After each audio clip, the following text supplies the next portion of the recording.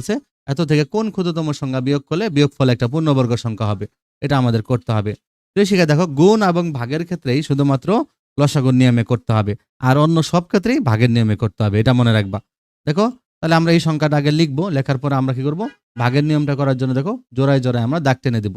পরে আমরা এই পাশে একটা দাগ টানবো। দেখো এই পাশে আমরা দাগ টানছি, এবার আমরা কি করব, 6 লিখবো এখানে। যদি 6 লিখি তাহলে 6 6 কত হবে, 36 হবে। আমরা যদি 5 লিখতাম তাহলে 5 5 25 কম হয়ে যেত। 7 লিখলে 7 7 49 বেশি হয়ে যেত। তাহলে আমরা 6 লিখবো, 6 6 36। ওকে। আর তাহলে আমরা কি করব, এখানে বিয়োগ করব। 6 আছে 6 তাহলে 0, 3 আছে 4 করতে 1, তাহলে কত বের হবে, 10 বের হবে। আমরা কি করব, এই 39 নামায় নিয়ে আসবো। 39 নামায় নিয়ে আসলাম। তাহলে এখন দেখো আমরা এটাকে কিভাবে করব, এই যে 6 এর ডাবল আমরা এখানে লিখব 12। 6 এর ডাবল আমরা কি লিখব, 12 লিখব। আর তুমি প্রিয় শিক্ষার্থীরা তোমরা ধারাবাহিকভাবে ম্যাথ ভিডিও দেখবা, তাহলে তোমাদের ম্যাথ বুঝতে সুবিধা হবে। ওকে। তাহলে 6 এর ডাবল কত, 12। তাহলে আমি এখানে একটা সংখ্যা দিব, এখানে একটা সংখ্যা দিব। তাহলে আমি যদি এখানে 8 দেই, এখানে যদি আমি 8 দেই, তাহলে এই 8 এর সাথে 128 গুণ করব। গুণ করলে কত হবে, 1024 হবে। আমি যদি এখানে 9 দিতাম, এখানে 9 দিতাম, তাহলে 9 দিয়ে 129 তোমরা দেখবা, গুণ করে দেখবা ক্যালকুলেটরে অনেক বেশি হয়। আমি যদি 7 দিই তাহলে অনেক কম হয়। তাহলে আমি 8 দিছি, কাছাকাছির জন্য আমাদের হয়। তাহলে আমি 8 দিয়ে 1024 হয়েছে। 8 8 64 4, হাতের হলো 6, 8 দুগুণে 16 আর 6 হলো 22, 22 এর 2, হাতের হলো 2, 8 একে 8 আর 2 10।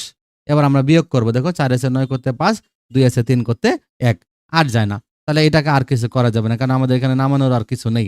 তাহলে 15 আমাদের অবশিষ্ট আছে।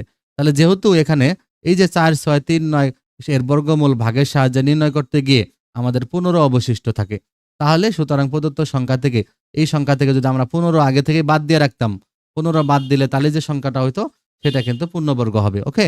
তাহলে তোমরা যদি এই সংখ্যা থেকে 15 বাদ দাও, বাদ দিয়ে দেখবা রুট করবা, দেখবা যে সেই সংখ্যাটা পূর্ণবর্গ হবে। ওকে।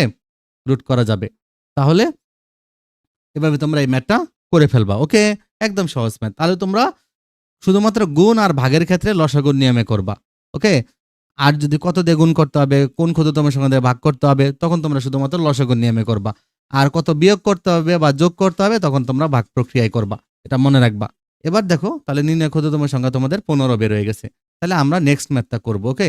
দেখো প্রিয় শিক্ষার্থীরা, 6 নম্বর ম্যাথটা কি বলছে, 5605 এর সাথে কোন ক্ষুদ্রতম সংখ্যা যোগ করলে যোগফল একটা পূর্ণবর্গ সংখ্যা হবে।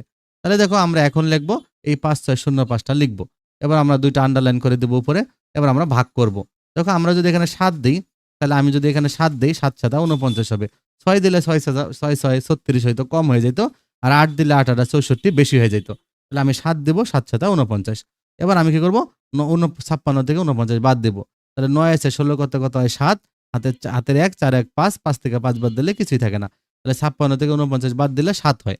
এবার দেখো আমরা এই 05 নামায় নিয়ে আসবো। ওকে। এবার আমরা এই পাশে একটা দাগ টানবো। এই 7 এর ডাবল আমরা এই পাশে লিখবো কত, 14। তাহলে এবার আমি এখানে একটা সংখ্যা দেবো, এখানে একটা সংখ্যা দেবো। যেমন আমি যদি এখানে 4 দিই, তাহলে আমাকে এখানে 4 দিতে হবে। তাহলে আমি কি করব, তোমরা আগে ক্যালকুলেটরে দেখে নিবা, 2 দিয়ে দেখবা, এখানে 2 দিবা, এখানেও 2 দিবা। 2 দেওয়ার পরে গুণ করে দেখবা কত হয়। আবার এখানেও 3 দিবা, এখানেও 3 দিবা, গুণ করে দেখবা কত হয়। আবার এখানেও 4 দিয়ে, পরে এখানে 4 দিয়ে দেখবা, এখানে একটা 4 দিয়ে 4 এর সাথে এটা গুণ করবা। মানে এখানে তুমি যেই সংখ্যাটা দিবা ওই সংখ্যা দিয়ে এটাকে গুণ করে দিবা। গুণ করলে যেটা হবে এটা লিখবা। তাহলে আমরা 4 দিয়েছি, 4 এর সাথে যদি এটা গুণ করি তাহলে 576 হয়। এবার আমরা বিয়োগ করব।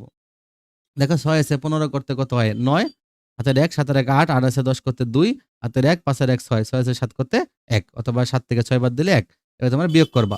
এখন দেখো এর আর যায় না, তাহলে আমাদের এটা অবশিষ্ট আছে। দেখো এখানে 5605 এর বর্গমূল ভাগের সাহায্যে নির্ণয় করতে গিয়ে 129 অবশিষ্ট থাকে। সুতরাং এই যে প্রদত্ত সংখ্যাটি যেটা দেওয়া আছে এটা পূর্ণবর্গ না। তাহলে এই পূর্ণবর্গ কখন হবে, এর সাথে কোনো একটা ক্ষুদ্রতম সংখ্যা যোগ করতে হবে। তাহলে এর সাথে একটা ক্ষুদ্রতম সংখ্যা যোগ করলে যোগফল পূর্ণবর্গ হবে। এখন তখন তাহলে বর্গমূল কত হবে, তখন বর্গমূলটা বেড়ে যাবে। 74 এর তখন বর্গমূল কত হবে, এই যে 74 যোগ 1, 74 যোগ 1 75 হয়ে যাবে। তখন আমরা কি করব, তাহলে এই 75 এর বর্গ লিখবা।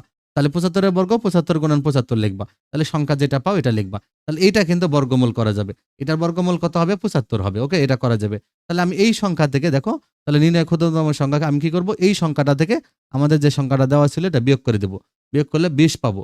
তাহলে আমি কি করব, তাহলে আমি আমাদের যে সংখ্যাটা আছে এর সাথে যদি 20 যোগ করি তাহলে আমাদের এইটা হবে, আর এটা তো পূর্ণবর্গ। আমাদের ক্ষুদ্রতম সংখ্যাটা হলো এই যে 20। তাহলে এই যে 5605 এর সাথে যদি 20 যোগ করা হয় তাহলে যোগফল পূর্ণবর্গ সংখ্যা হবে। এভাবে তোমরা ম্যাথটা করে ফেলবা। আমি উদাহরণেও সেম একটা ম্যাথ আছে এটা করে দিয়েছিলাম, তোমরা ওই ম্যাথটাও করবা, তাহলে কিন্তু তোমরা পেরে যাবা। আর তোমরা আমাদের চ্যানেলটা সাবস্ক্রাইব করে রাখবা, আমাদের ফেসবুক পেজের সাথে অ্যাড হয়ে যাবে। এরপরে তোমরা সৃজনশীল এবং এমসিকিউ সব পেয়ে যাবে, এগুলো পড়লে তোমরা সব কমন পড়বে। আর আগের প্রিয় শিক্ষার্থী দেখো, আগের কালিক্রমটা আসলে ভালো ছিল না, সেখান থেকে অনেক কিছু কমন থাকেনি, কারণ হলো যে এগুলো তোমাদের বিভিন্ন গাইড থেকে টিচাররা প্রশ্ন করতো। এখন কিন্তু যে কোনো গাইডে প্রশ্ন করুক না কেন বোর্ড বইয়ের সাথে মিল থাকবে। ওকে, এই জন্য আমরা বোর্ড বই থেকে ম্যাথগুলো করবা, আর আমি যেগুলো দেই এগুলো তোমরা করে ফেলবা, দেখবা সব কমন পড়বে। ভালো থেকো।